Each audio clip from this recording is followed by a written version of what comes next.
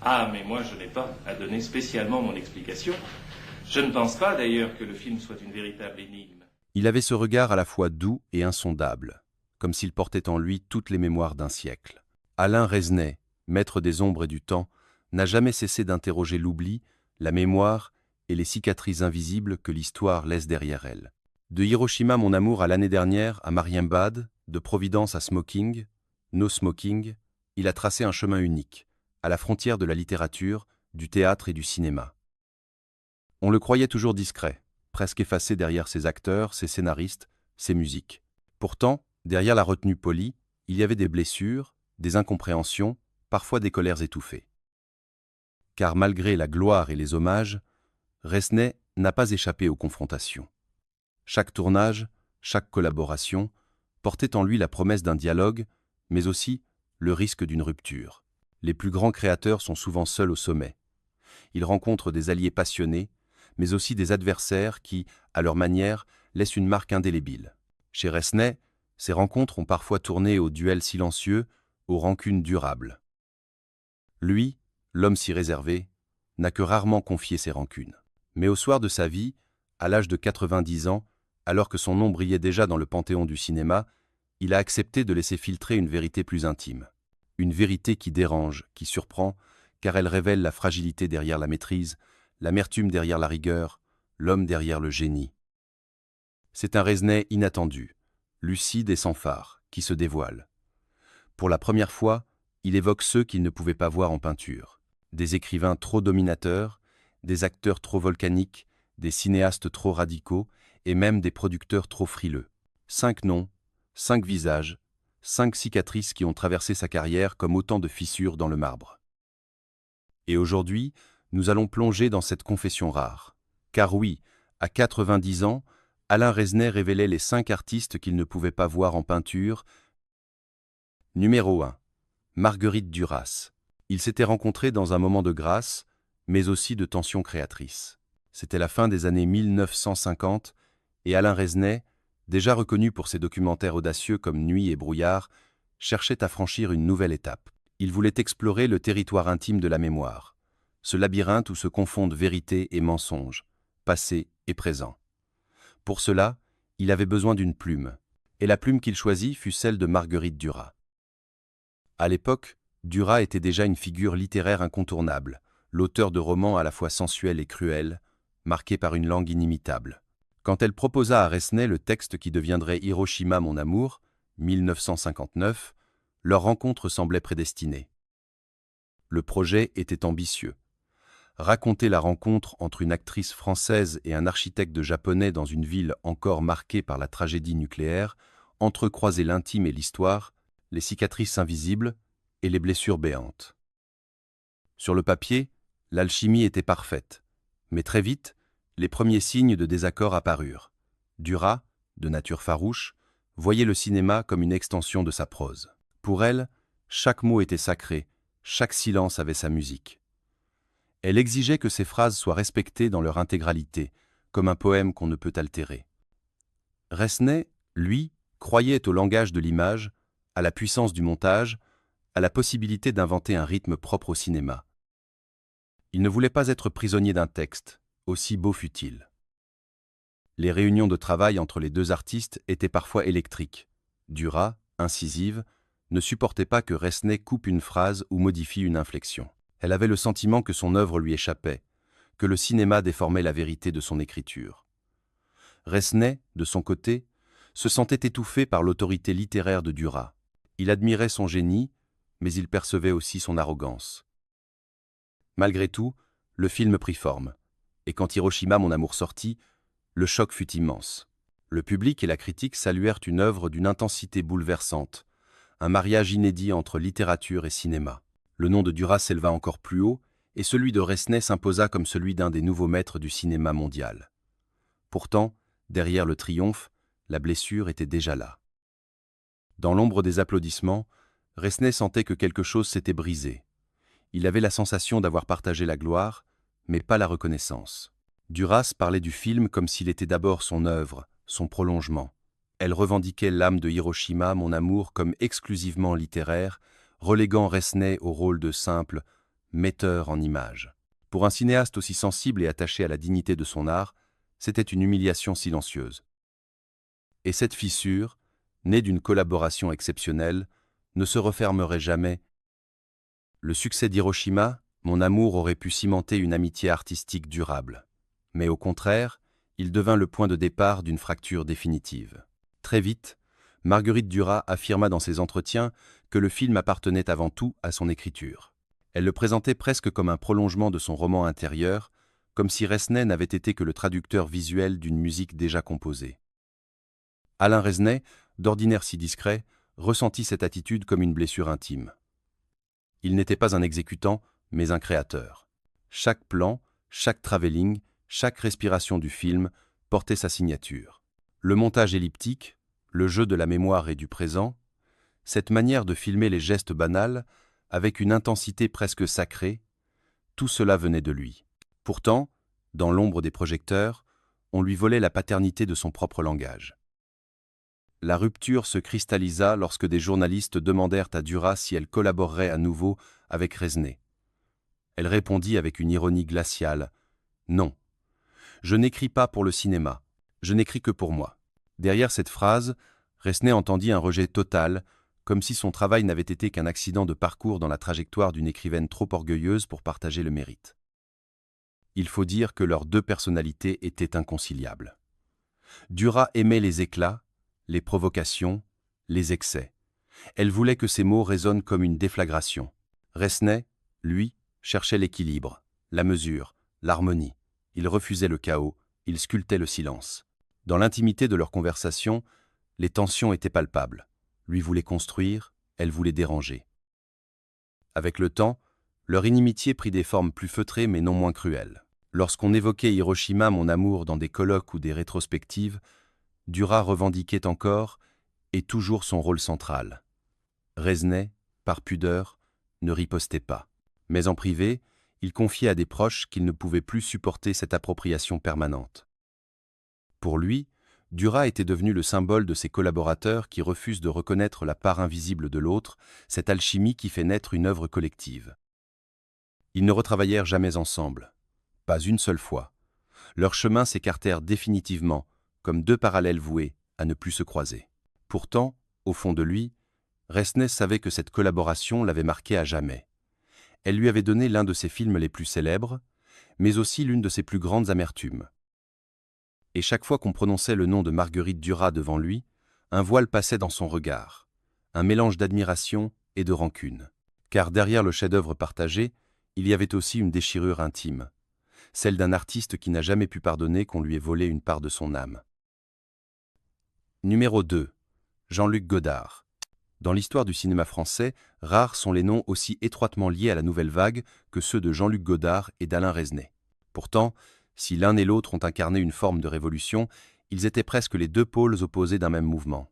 Godard, le provocateur, le pamphlétaire, l'iconoclaste qui aimait briser les règles du récit et cracher son mépris à la face des institutions.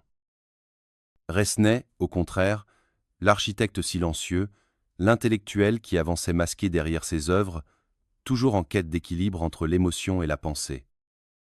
Leur première confrontation ne fut pas frontale, mais idéologique. À la fin des années 1950, la Cahiers du cinéma et les jeunes critiques qui allaient devenir cinéastes s'enthousiasmaient pour Godard et Truffaut. Resnais, lui, arrivé d'ailleurs, formé par le documentaire, marqué par l'histoire, il n'appartenait pas à cette bande. Hiroshima, mon amour, fut accueilli comme un météore, admiré par certains, soupçonné par d'autres. Et dans les marges des discussions, Godard ne se privait pas de lancer des piques. Pour lui, Resnais représentait une forme de cinéma trop littéraire, trop liée à la plume d'autrui. Cette critique résonnait durement, car ce que Godard attaquait, ce n'était pas seulement un style, mais une philosophie. Godard voulait que le cinéma soit brut, direct, insolent, libéré de tout carcan académique. Resnais, lui, travaillait l'image comme une partition, avec patience, rigueur, respect de la complexité. Quand Godard tournait à la vitesse d'une improvisation de jazz, Resnais bâtissait des cathédrales de montage. Les divergences politiques accentuèrent encore cette fracture. Godard, dans les années 1960 et 1970, devint l'étendard d'un cinéma militant, presque dogmatique, obsédé par le marxisme et la lutte des classes. Resnais, bien que profondément engagé dans une réflexion sur la mémoire et l'histoire, refusait la récupération idéologique. Il ne voulait pas d'un cinéma qui proclame, mais d'un cinéma qui questionne. Et dans ce refus, Godard voyait une faiblesse. En coulisses, les deux hommes se croisaient rarement. Mais quand cela arrivait, le malaise était perceptible. Godard, avec son ironie mordante, pouvait lâcher devant ses pairs. Resnais fait de la littérature filmée. Une phrase assassine qui réduisait des années de recherche cinématographique à une simple illustration. Resnais, fidèle à sa nature, ne répondait pas. Mais ceux qui le connaissaient savaient que ses attaques le blessaient. Ce qui aurait pu être un dialogue entre deux visions du cinéma français devint une distance infranchissable. Deux solitudes créatrices qui, au lieu de s'enrichir, se méfièrent l'une de l'autre. Et dans le cœur de Resnais, Jean-Luc Godard resta ce confrère admiré pour son audace, mais détesté pour son mépris. Au fil des décennies, la fracture entre Resnais et Godard ne fit que s'accentuer. Chaque nouveau film de l'un semblait être un contrepoint à l'autre. Godard dynamitait le récit classique, pulvérisait le montage traditionnel, refusait toute forme de concession aux spectateurs. Resnais, lui, continuait à explorer les méandres de la mémoire et du temps avec une précision de chirurgien et une sensibilité de poète. Deux esthétiques irréconciliables, deux manières opposées de concevoir ce que doit être le cinéma. Dans les années 1980, alors que Godard s'enfonçait de plus en plus dans un cinéma cryptique et hermétique, Resnais surprit avec Mon oncle d'Amérique. Un film à la fois intellectuel et accessible, nourri par les recherches scientifiques de Henri Laborie, mais porté par des personnages attachants. Le succès critique et public du film irrita profondément Godard. Pour lui, Resnais avait trahi l'avant-garde en acceptant de plaire aux spectateurs. Ce reproche, il le formula sans détour dans plusieurs entretiens, accusant Resnais d'être trop conciliant, presque académique. Resnais, de son côté, voyait en Godard une figure enfermée dans sa propre radicalité. Il admirait son audace initiale, mais il constatait aussi que son cinéma devenait de plus en plus opaque, au point de se couper du public. Pour Resnais, l'art devait rester un dialogue. Même difficile, jamais une confiscation. Cette conviction l'éloignait définitivement de Godard, qui transformait chaque film en manifeste politique ou philosophique, au risque d'exclure le spectateur. Leurs rares échanges publics prirent souvent la forme de petites phrases acerbes. Godard, fidèle à sa cruauté ironique, aimait réduire Resnais à un faiseur, un artisan appliqué, mais sans souffle révolutionnaire. Resnais, par élégance, n'entrait jamais dans la joute verbale. Mais en privé, il confiait à quelques proches qu'il considérait Godard comme l'incarnation d'une arrogance intellectuelle qui ne respecte ni le cinéma, ni ceux qui le regardent. Ainsi, au fil du temps, le respect initial se transforma en une rancune durable. Resnais n'attaquait jamais frontalement, mais il ne pardonnait pas les humiliations répétées, les jugements condescendants. Dans son cœur, Godard devint ce confrère qu'il ne pouvait ni ignorer ni aimer. Une ombre persistante, un rappel constant que le génie, parfois, se nourrit aussi de mépris. Et chaque fois que son nom revenait dans une conversation, Resnais esquissait ce léger sourire amer, celui qui cache une blessure ancienne.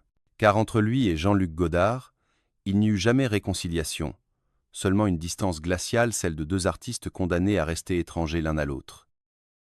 Numéro 3. Gérard Depardieu. Lorsqu'Alain Resnais se lança dans Mon oncle d'Amérique en 1980, il cherchait à marier la rigueur scientifique aux émotions humaines. Le film s'inspirait des théories du biologiste Henri Laborie et explorait la manière dont nos comportements sont dictés par des mécanismes inconscients. Pour donner chair à cette idée audacieuse, il fallait des comédiens capables d'incarner des archétypes, tout en restant profondément humains. Parmi eux, un jeune acteur au tempérament volcanique, Gérard Depardieu. À cette époque, Depardieu était déjà en train de devenir l'ogre du cinéma français. Physique imposant, énergie brute, voix grave et présence magnétique, il dominait l'écran par sa seule stature.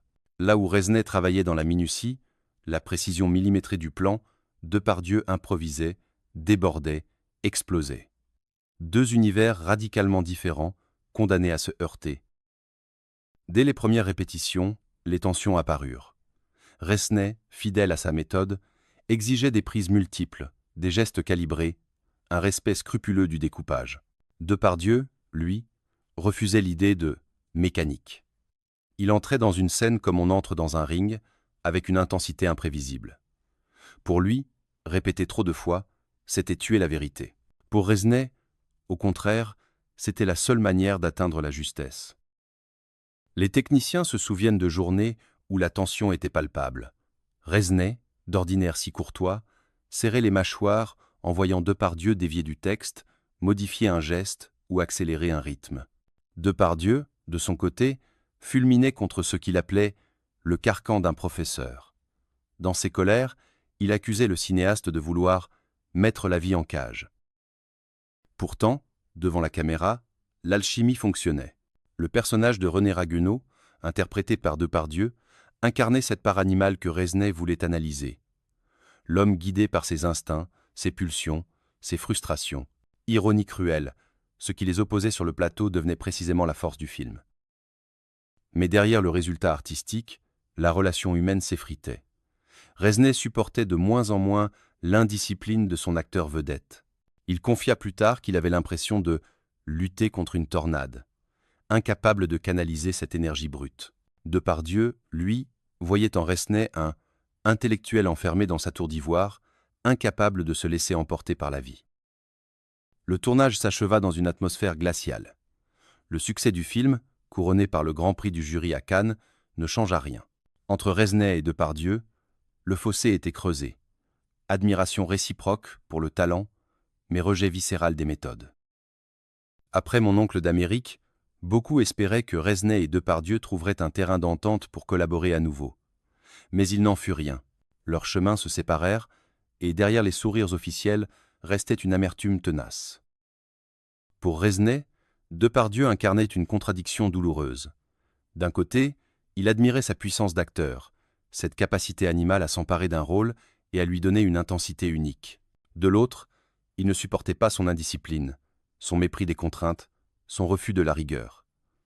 Plus les années passaient, plus cette impression se renforçait. Lorsqu'il revoyait Depardieu dans d'autres films tour à tour sublimes ou excessifs, il voyait en lui un talent incontrôlable, mais aussi une menace pour l'équilibre fragile qu'il recherchait dans son cinéma. Depardieu, de son côté, ne fit jamais mystère de son agacement. Dans des interviews, il lâchait parfois quelques phrases ambiguës. Il reconnaissait l'intelligence de Resnais, mais le jugeait trop cérébral, trop distant de la vraie vie. Pour un acteur qui revendiquait sa liberté totale, Resnais représentait l'exact opposé. Un cinéaste qui voulait tout contrôler, tout rationaliser. À ses yeux, tourner avec lui relevait plus de l'expérience scientifique que de l'aventure humaine. Il y eut même des rumeurs de projets avortés.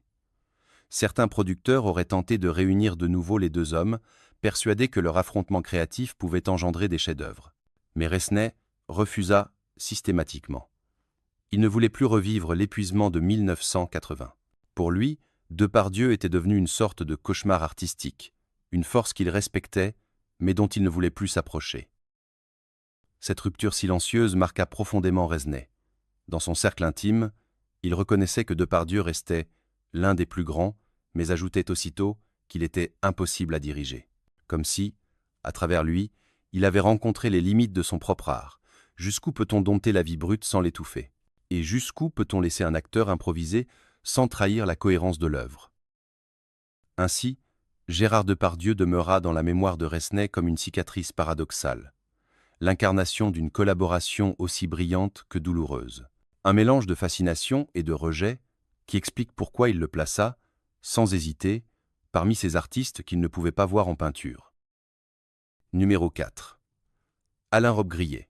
Au début des années 1960, Alain Resnais se lança dans ce qui allait devenir l'un des films les plus énigmatiques et les plus débattus de l'histoire du cinéma, L'année dernière à Marienbad.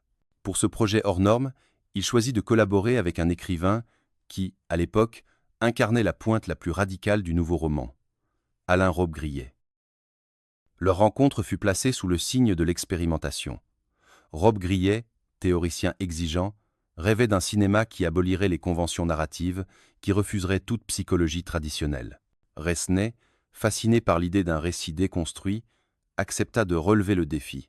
Ensemble, ils conçurent une œuvre labyrinthique, où les mêmes scènes se répètent, où les personnages semblent prisonniers d'un temps circulaire, où la frontière entre rêve et réalité s'efface. Pourtant, dès les premières étapes de la création, la tension s'installa.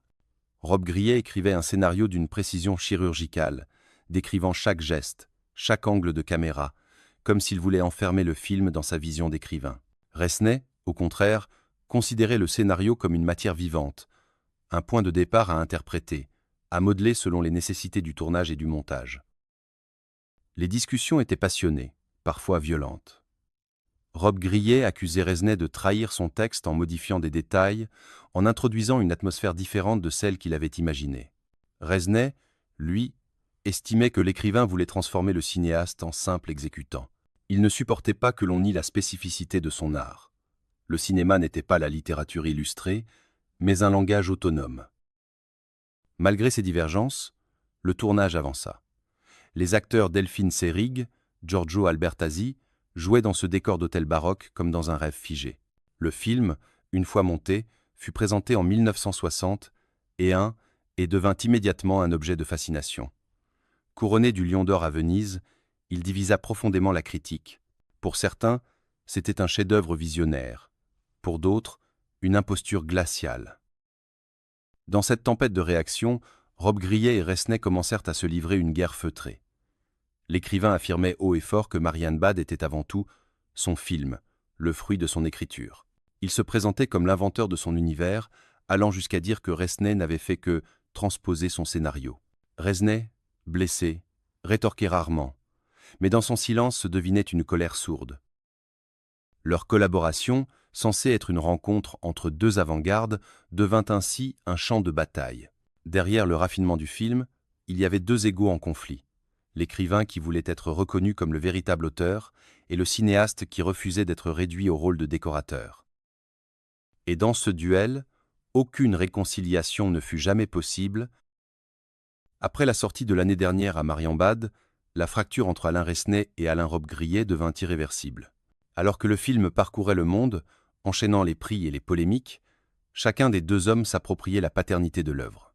Dans les interviews, Rob Grillet répétait que le film n'aurait jamais existé sans son scénario, qu'il en avait conçu l'architecture entière, des moindres gestes au moindre silence.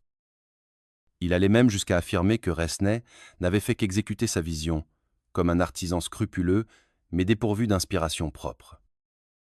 Pour Resnais, de tels propos étaient insupportables. Lui qui considérait le cinéma comme un art collectif, fondé sur l'alliance entre le texte, l'image, le montage et le jeu des acteurs, ne pouvait accepter qu'on le réduise à un simple metteur en images. Chaque plan de Marianne Bad avait été pensé comme une construction visuelle, une expérience sensorielle qui dépassait le texte écrit. Ses travelling lents, ses cadrages millimétrés, cette atmosphère hypnotique, tout cela portait sa marque. Mais Rob Grillet, dans sa soif de reconnaissance, refusait de l'admettre. Les années suivantes ne firent qu'attiser le ressentiment. Dans des conférences et des articles, Rob Grillet ne cessait de revendiquer Marianne Bad comme son triomphe personnel. À chaque fois que le film était projeté, il se plaçait au centre du discours, reléguant Resnais au second plan. Ce dernier, fidèle à sa réserve, évitait les polémiques publiques. Mais en privé, il confiait son amertume. « On me vole ce que j'ai construit de mes mains ». Ce conflit symbolisait aussi un affrontement plus large, celui entre la littérature et le cinéma. Rob Grillet, figure du nouveau roman, voyait dans le film la preuve que ses théories pouvaient s'imposer à l'écran. Resnais, lui, défendait l'idée que le cinéma n'avait pas besoin de béquilles littéraires pour exister. Pour lui, l'image possédait sa propre grammaire, son propre pouvoir de suggestion. Ces visions inconciliables transformèrent leur collaboration unique en un champ de bataille intellectuelle. Jamais plus ils ne retravaillèrent ensemble. Et lorsque leurs noms étaient associés dans les rétrospectives, c'était presque malgré eux, comme deux ennemis condamnés à partager une même affiche. Pour Resnais, Rob Grillet incarna jusqu'à la fin l'exemple parfait du collaborateur toxique, brillant, mais incapable de reconnaître la part de l'autre. Chaque fois qu'on évoquait Marianne Bad dans sa présence, son regard s'assombrissait légèrement. Derrière l'orgueil blessé, il restait une blessure intime, celle d'un artiste qui avait goûté à la gloire, mais qui en avait payé le prix par une amertume indélébile. Car entre lui et Alain Rob Grillet, il n'y eut jamais ni pardon, ni apaisement. Seulement une cicatrice, inscrite pour toujours dans la mémoire du cinéma. Numéro 5. Certains producteurs français. Si les conflits d'Alain Resnais avec les écrivains et les acteurs portaient souvent un nom et un visage, il existait une autre catégorie d'adversaires, plus diffuse, mais tout aussi marquante, certains producteurs français. Derrière leur sourire poli et leur poignée de main feutrée, Resnais voyait parfois des censeurs déguisés, des gardiens d'un cinéma qu'il jugeait frileux, prisonniers de la rentabilité immédiate et de la peur du risque. Dès les années 1960, il se heurta à ces figures invisibles mais puissantes. Chaque nouveau projet suscitait le même débat.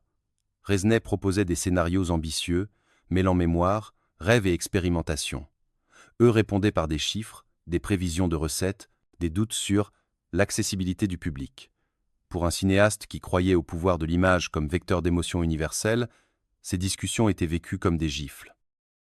Le cas de Providence, 1977, reste exemplaire. Tourné en anglais avec John Gielgud et Dirk Bogarde, le film explorait l'imaginaire d'un écrivain vieillissant, prisonnier de ses souvenirs et de ses regrets. Une œuvre complexe, audacieuse, saluée par certains comme un chef-d'œuvre. Mais au moment de sa préparation, plusieurs producteurs français avaient refusé de soutenir le projet, le jugeant trop intellectuel et invendable. Resnais dut chercher des financements à l'étranger, une humiliation silencieuse pour un artiste déjà reconnu. Ce genre de rejet n'était pas rare. Même au crépuscule de sa carrière, alors qu'il était célébré comme l'un des grands maîtres du cinéma mondial, Resnais continuait à affronter la méfiance des financiers. Pour Smoking, No Smoking, 1993, adapté d'Alan Ayckbourn, certains producteurs s'inquiétaient de l'audace du dispositif, 2 acteurs seulement, Sabine Azema et Pierre Arditi, jouant tous les rôles dans une série de variations narratives. Trop risqué, trop expérimental, disait-il. Le film remporta pourtant l'Or d'argent à Berlin et plusieurs Césars. Ces expériences répétées laissèrent chez Resnais une rancune durable.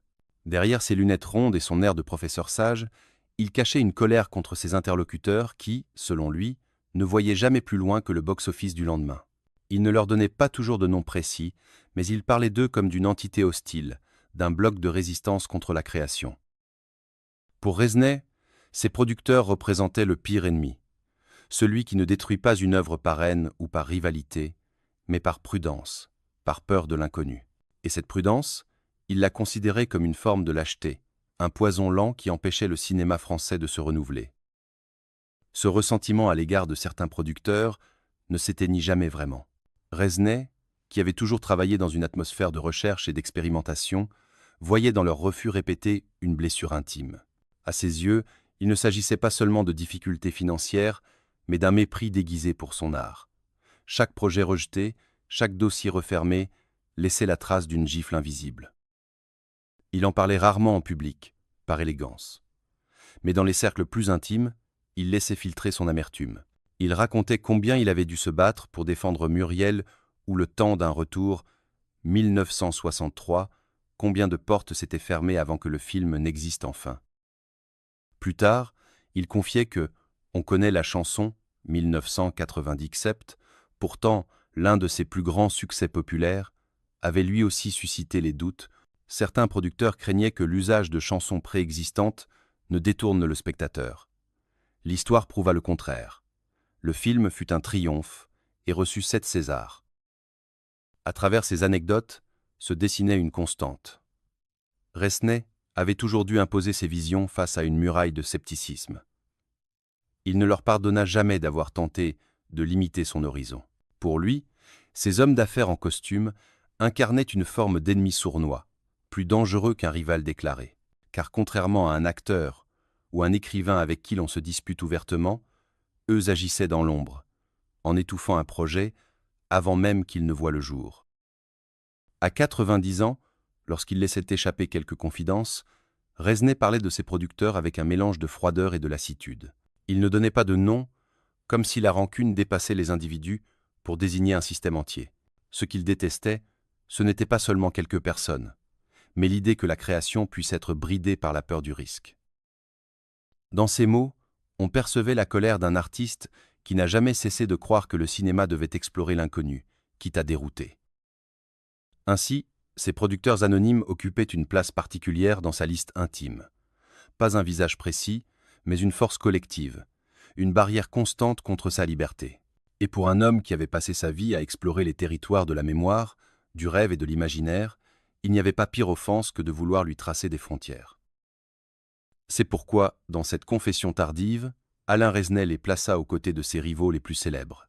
Car pour lui, l'adversaire ultime n'était pas toujours un confrère jaloux ou un acteur indiscipliné, mais ce système invisible qui, au nom de la rentabilité, avait tenté tant de fois de lui couper les ailes.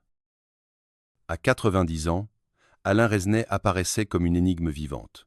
Son visage s'était creusé, ses cheveux s'étaient raréfiés, mais son regard, lui, demeurait habité par cette même intensité douce et mystérieuse. Toute sa vie, il avait cherché à filmer l'insaisissable, la mémoire, le rêve, le temps qui fuit. Mais au soir de son existence, il avait aussi accepté de lever un coin du voile sur ses blessures secrètes. Ce qu'il confia alors n'était pas une liste de rancunes triviales, mais le témoignage d'un combat intérieur. Derrière l'élégance polie, derrière la silhouette discrète qui fuyait les polémiques, il y avait un homme qui avait souffert des incompréhensions, des humiliations feutrées, des conflits d'ego et des refus blessants. Marguerite Duras, Jean-Luc Godard, Gérard Depardieu, Alain Robbe-Grillet, certains producteurs anonymes. Autant de figures qui avaient traversé son parcours comme des orages imprévus, laissant des cicatrices invisibles, mais durables. Pourtant, à l'évocation de ces noms, Resnais ne parlait jamais avec haine. Ses mots étaient empreints de mélancolie plus que de colère, car au fond, ses adversaires faisaient partie de son histoire. Ils avaient façonné ses choix, affermi ses convictions, et peu, être même nourri ses œuvres. Les conflits, chez lui, n'étaient pas des accidents, mais des échos de la fragilité humaine qu'il filmait sans relâche. On pourrait croire que ses aveux terniraient l'image d'un cinéaste célébré pour sa finesse. Au contraire, il la rendait plus lumineuse encore, car il révélait l'homme derrière le maître, la vulnérabilité derrière le génie. Resnais n'était pas seulement le poète du souvenir et de l'oubli. Il était aussi un être traversé par les passions, les rancunes, les blessures. En les dévoilant, il offrait un ultime cadeau, la sincérité. Et lorsque ses proches lui demandaient s'il regrettait ses ruptures, il souriait avec une douceur résignée. « On ne se parle plus », disait-il simplement. Puis il ajoutait, après un long silence. Mais parfois, le silence est déjà une réponse. Ainsi s'achevait la confession d'un artiste qui avait passé sa vie à explorer les labyrinthes de l'âme humaine. Un maître qui, jusque dans ses inimitiés, resta fidèle à lui-même, pudique, complexe, profondément humain, et qui laissa derrière lui une œuvre indestructible, bâtie autant sur l'amour que sur les blessures.